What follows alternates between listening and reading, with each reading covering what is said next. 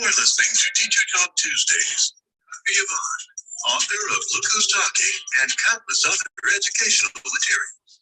This podcast is a safe place for teachers to share their incredible stories, struggles, and the system as we know it has changed. Dr. Yvonne is here.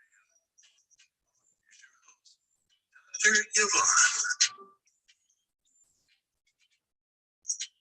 Hello, everybody. How are you? I am Dr. Yvonne, the teacher that talks, and I apologize for my lateness for getting out here with this podcast, but I've been having a whole lot of technical difficulties that has just been beyond my control. So first it was the Zoom wasn't working right, my settings were messed up, and then I had to come back and try to get everything on. So I'm here. And today I just want to talk about make it make sense. There are so many things going on, and it is just crazy the way, the way things work in the educational system. We think we're helping our kids, and we're not. I mean, I find myself, I've been teaching for over 20 years. Y'all know that. I've been teaching for 20 something years, and I've been teaching reading, English, language arts, writing, and all of that, and social studies.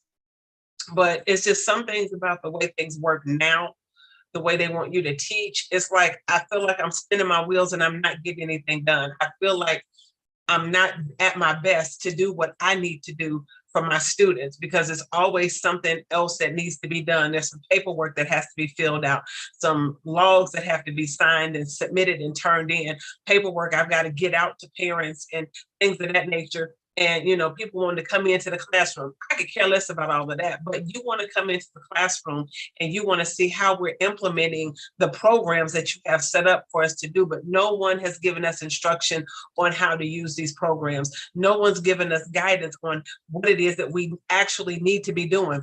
I can teach reading all day long. I know how to teach strategies. I know how to teach students how to dissect the text and analyze the text and summarize and all of that good stuff. All of that is in me. I know how to do that. But when you have me on a schedule and it's like, okay, you do this for 15 minutes, you do this for 15 minutes, you do this for 45 minutes, you do this for 20 minutes.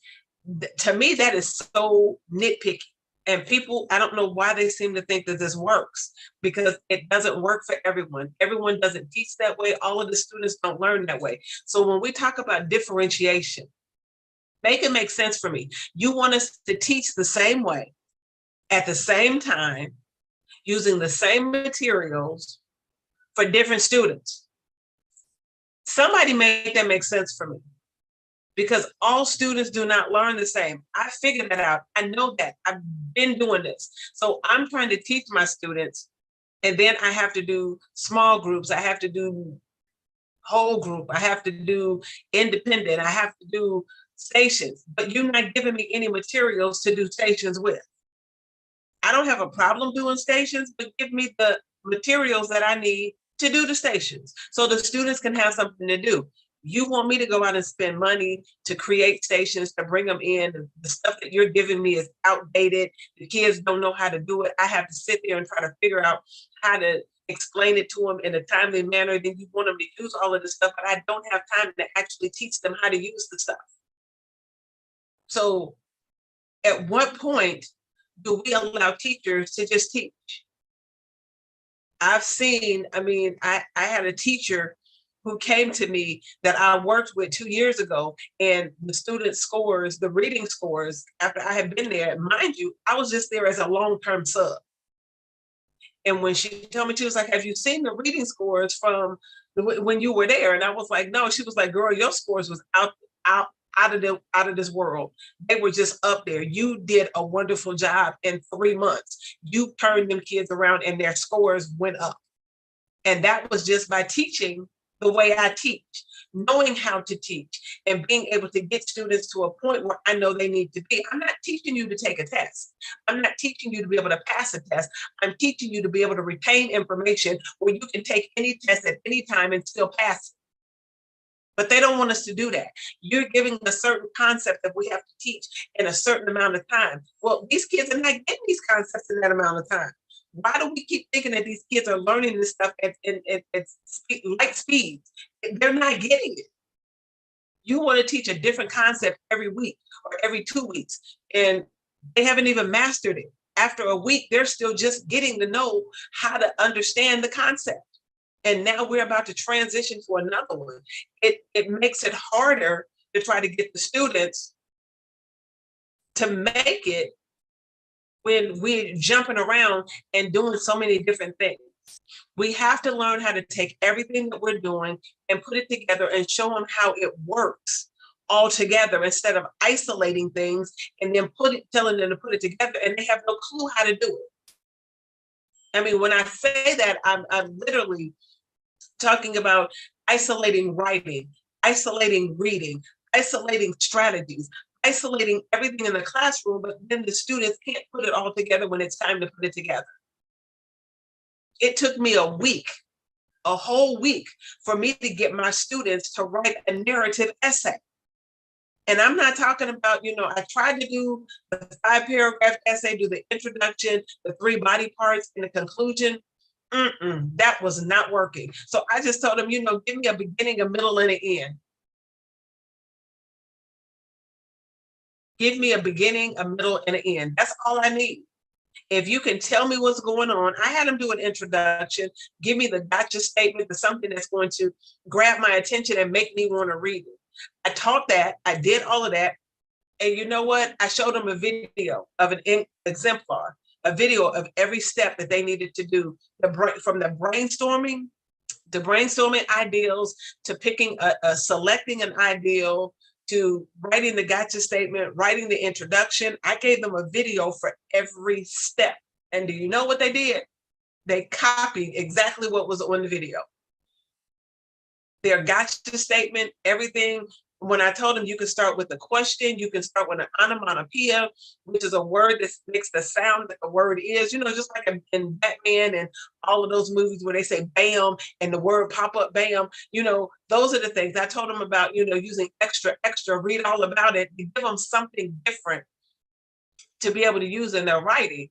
But what they did is they took from the video asked a question. Have you ever wanted something so bad and then you got it? When I tell you, when I got their essays, every last one of my students started with that phrase. And I'm like, how do I get them out of this? How do I get you to be able to use your own brain? How do I get you to think? How do I get you to step outside the box and do something different? These are the things that I want to be able to do. But we can't do this because we're on a constraint, on a time frame of what needs to be taught and when. I don't get it, and I don't understand why we feel like we have to teach this way. I don't know, maybe it's working in other schools in the district, but where I'm at, that it's not working so well. And it's kind of frustrating to see your kids and what they need, and you feel like your hands are tied and you can't step outside the box and do what you need to do for your students. It's really hard, it's really difficult. When you don't have everything that you need. We set up and we did this wonderful planning last week. Wonderful planning. I was excited. I was enthusiastic about it. I was ready to go. But then when I got to my classroom, I didn't have all of the materials I needed to implement the program. And when I asked about it, we'll get around to it. Well, you want to get around to it, but you want me to implement it. So how am I to implement it if you don't have everything I need, but you tell me to just start with that? It's inconsistent, it's incomplete. So how am I supposed to be able to do what I need to do when I don't have the materials that I need? Make it make sense for me. That's all I need somebody to do, is make it make sense for me. We talk about this money, these grants that we're supposed to be getting, all of this money from the voting for this thing. But what are we pouring back into the students? What are we pouring back into the classroom? We have a program that we have to do that's online. Okay, I have 22 students in my classroom and I have 12 computers. And half the time they're not working. They don't work. I plug them up, they charge, and I come in the next morning, they're still plugged in, but they're not charged. Can we get some equipment that works? I mean, come on, make it make sense for me. You want us to jump through hoops and do all of this stuff and make sure that these students are getting technology and all this other stuff that goes along with it, yet we don't have what we need to be successful. So how do you expect the students to be successful? Make it make sense. There's just some things that we have to stop and think about. Some things we don't have to do the same way as someone else. We want to make sure that we get results from our students. We want to make sure that our students get exactly what they need to be successful, not what everybody else needs. Because what everybody else needs might not work for you. What's working for me might not work for someone else. I mean, my teacher, I love my co-teacher. We work together and we do the same thing. We have the same subjects, and we're working on them. But at the same time, we teach differently.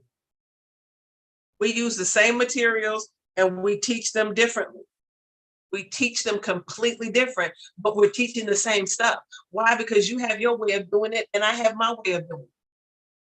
And that's what we should have the autonomy to be able to do, to make sure that our kids get exactly what it is that they need, not what everybody else is doing. So I just needed to make sense for me because I'm trying hard to be able to go in and do what I need to do. And I'm telling you, some days it's just difficult. I go in and I feel like I'm spinning my wheels. What am I supposed to do? Okay, these students can't do this, these students can't do that. But how am I supposed to bring this together and make sure everyone is getting what they need? How am I supposed to separate this and make sure that everyone's getting what they need? How do I deal with these groups and make sure everyone's getting what they need when I don't have the materials to do what I need to do to make sure they're getting what they need?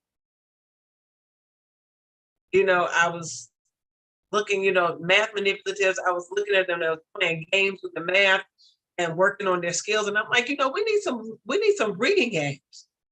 We need some reading literature games that the kids can play and work on the genres. I love doing like the Jeopardy for literary elements, Jeopardy for poetry.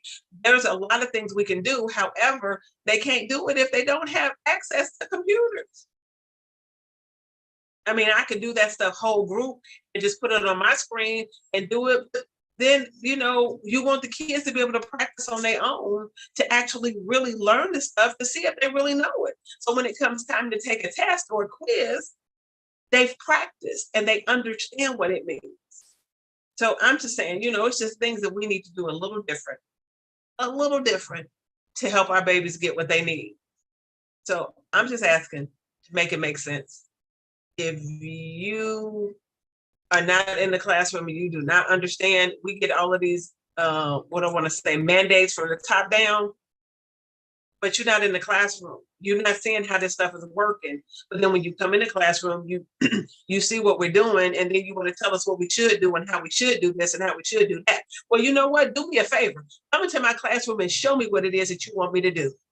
And if you can come in my classroom and you can teach what you want me to teach, in the time frame and the way things are set up in my classroom, the way it's supposed to go for my classes, I'll be more than happy to let you do it. And I will sit back and watch you, and I will do my best to mimic whatever it is that you're doing. So I would really like for you to come in and model that for me. They tell us to model for the students.